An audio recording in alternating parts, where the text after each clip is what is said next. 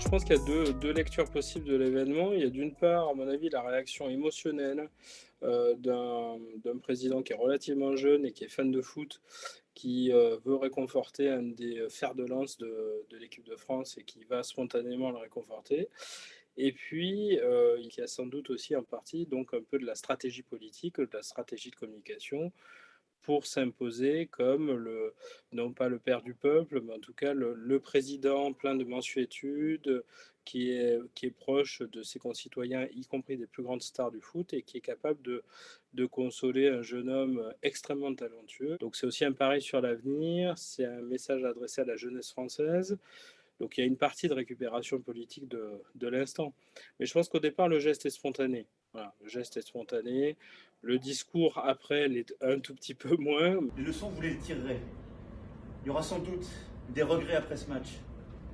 Vous êtes une très grande équipe. Parce qu'il n'y a, je pense, aucune autre équipe qui aurait pu faire ce que vous avez fait jusque-là et qui aurait pu remonter à 2 reprises et être à 2 doigts de la gagner. Après, quand il manque un truc, dans la vie, c'est pareil. C'est le foot, c'est le sport. Ça, vous y pouvez rien. Après, effectivement, quand on est président de la République, qu'on est sous le regard de milliards de téléspectateurs, qu'il y a des journalistes à tous les coins de rue, effectivement, tous les gestes prennent une importance.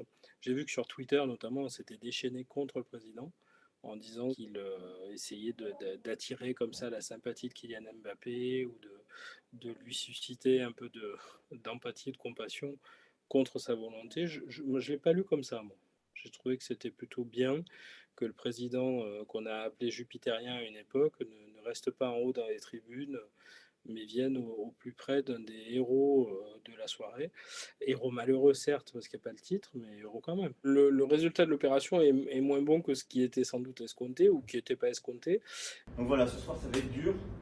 Mais dès demain, on est reparti à l'assaut. Parce que c'est comme ça qu'on les gagne. C'est comme ça qu'on les gagne. En tout cas, moi, je suis fier de vous. Vive la République et vive la France.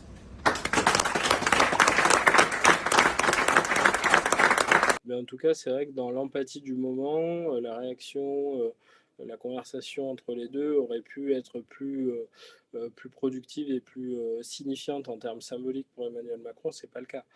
Vu qu'il se heurte à quelqu'un qui est abattu, qui est très triste et qui n'a pas d'interaction, ou alors non verbale, mais ça on le voit pas à la caméra, il n'y a pas l'effet escompté.